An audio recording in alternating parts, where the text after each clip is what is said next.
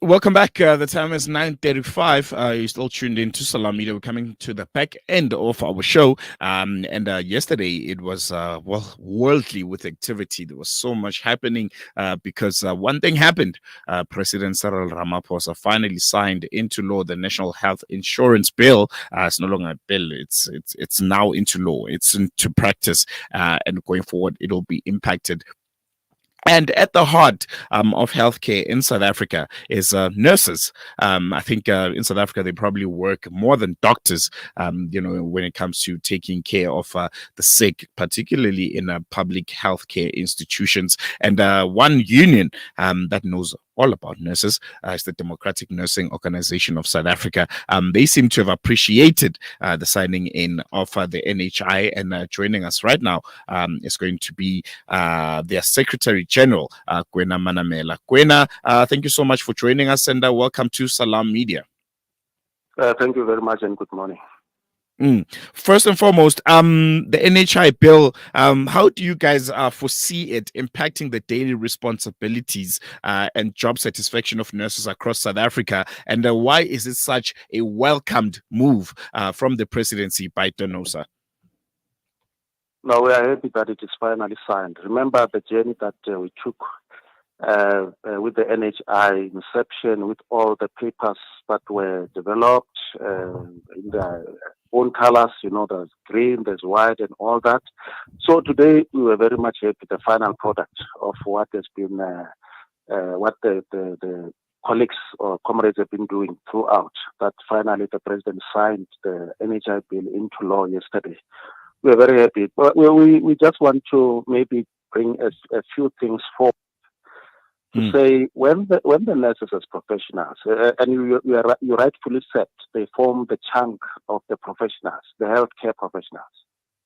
So in their line of duty on day-to-day basis, they see different types of patients from different backgrounds, and in their pledge of service, they said they're going to treat these people that come to them for care, without looking at where they are coming from, without looking at their social standing. They will treat them in totality. And that one is hindered by the fact that the totality part of it is hindered by whether that care is funded. So yesterday, what we were doing yesterday is to make sure that what the nurses are doing is adequately funded, so that there is equitable distribution of essential equipment and essential medicine. Yeah, I think you touch on a very, very important point there, which is a resource allocation. You mentioned that nurses will no longer have to worry about the unavailability of medication equipment and other resources. Can you elaborate on how the NHI bill will ensure these resources are more consistently available to nurses that are working under so much pressure and with limited resources here in South Africa? No, we said, remember the fund, the aim of the fund, we support the principle, and the aim of the fund is to fund the care. And then if the care is funded, it relieves government from other responsibilities, but the government now take care of your infrastructure and other things, because the care part is being taken care of by the NHI, and all the institutions that comply, that are accredited, that are of the standard. This is the things that you must have in your hospital for you to access this fund. So we are happy that everybody else, I don't think if I'm running an institution, I wouldn't want my institution to be at the level of other institutions where I'll be able to access the NHI fund. Because for you to access, you must be at a certain standard, and you must have minimum things in that clinic or in that hospital to qualify you to also get funding from the fund itself. So that is why we're saying we hate, and that dilemma of nurses of saying, no, this one I will care for this one, or this one I will pass to another institution because it doesn't belong here. That will be the thing of the past. Then everybody else will be equal. There's been a lot of criticism, from a lot of organizations, saying, the NHI is not, equitable. The government doesn't have the right resources and infrastructures to be able to roll out such a big insurance bill that's going to be encompassing of all spheres of healthcare in South Africa. There are other organizations that are taking the government essentially to court because of the implementation and signing in of the NHI. How does DENOSA respond to these critics, as people that are at the heart of the storm, as the people that are working, in public healthcare facilities and are firsthand experiencing the state of South Africa's healthcare system? It's their right to take the government to court. We will not stop them from doing that. But as you understand the hardships of our people on the ground on a daily basis, we really appreciate what the government has done so far in signing the bill. Like I'm saying, we can't speak on their behalf. What are the reasons why they don't want to share, or they don't want the access, everyone else in the country to have access to the care that all of them has got access to? Because as explained yesterday by the minister, I heard what the minister was saying about the disgruntlement and so on and so on, and he also said people have got the right to go wherever they can. Yeah, take the matter wherever they can. Then it will be decided. There's also been a lot being said about healthcare workers, doctors and nurses who, don't appreciate the bill signed into law, and some say, they'll migrate to other countries, or they'll move to private institutions, or vice versa. Is that the sense that you're getting as DENOSA? Healthcare workers in your union, feeling the same way, feeling like, the NHI will somehow jeopardize how they work, and some of them, considering migrating to other countries to look for better opportunities since the NHI has been signed into law? We never heard that from our members. I don't know, maybe from the medical side, that there are people that will migrate, but we haven't heard that. But what we must remember is that in any transformation, there will be people that will be happy about it. There will be people that will not be happy about the transformation. It's a new thing. Everybody, I think, is anxious how it will look like. But ourselves, we are satisfied to say it's all about funding. If all things, the governance part of it and everything is well oiled, is put in place.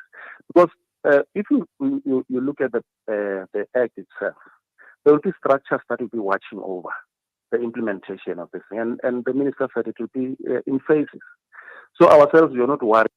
Looking forward to the beginning, because anyway, it has to start somewhere. So once it has started, then we'll see the implementation. We'll watch it with a hawk eye so that it doesn't gather dust in the shelves, so that it is really, really implemented. But ourselves, we're not worried. We didn't hear our nurses saying they will migrate because of the funding model. How will the nurses migrate? Because now the healthcare is funded. How do you migrate out of your own country? Because the healthcare now, you are relieved now that you are going to, the people that you are taking care of, you can easily refer to another level of care, because you know that this care that I'm referring to, this person will get that level of care because it is standardized. Whatever is in A, it will be in B, it will be in C, it will be, because it is centralized. And the payer is one, yes. Yes, and don't you feel like majority of the criticism and people that are anti-NHI comes from them not really understanding, what the healthcare practitioners in South Africa, particularly in public, healthcare infrastructures, have to go through? You think maybe that's the reason these are people that probably have enjoyed private healthcare for their whole lives. They don't get to see just how difficult it can be, in most times for yourselves and your colleagues in the public sphere. Yeah, the statistics speaks for themselves. The public sector is overwhelmed with a number of patients, whilst the private sector is caring for a few of the people that have, and then the public sector is swamped with a lot of people. So, yeah, that is why we're saying we really support.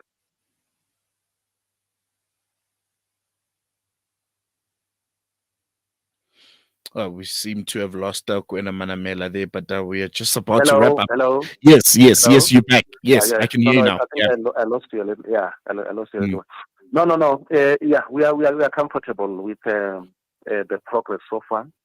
We'll monitor it, like we said. We'll start to workshop our members about it so that they understand it better.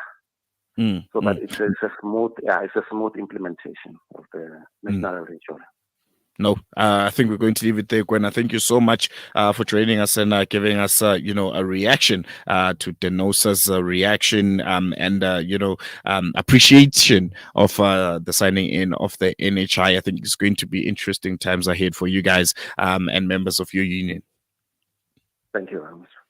There you go. The Democratic Nursing Organization of South Africa, the people that are at the heart of healthcare provision in South Africa, particularly in the public sector, reacting there to the implementation of the NHI, saying they're happy, they're excited, they feel like their jobs are going to be much easier since there's going to be this new funding model that's going to be coming into place. So a lot of contradicting views when it comes to the NHI. We had two yesterday that were mostly anti, and today we have one that's pro, and we'll continue getting these voices as the conversation around the National Health Insurance bill continues, and these different schools of thought dissected and give us their reactions. So we're going to take a quick break. When we come back, we'll be speaking to political analyst Mariam Karachki about the overview of the upcoming 2024 elections, and also to get insight on a very, very interesting,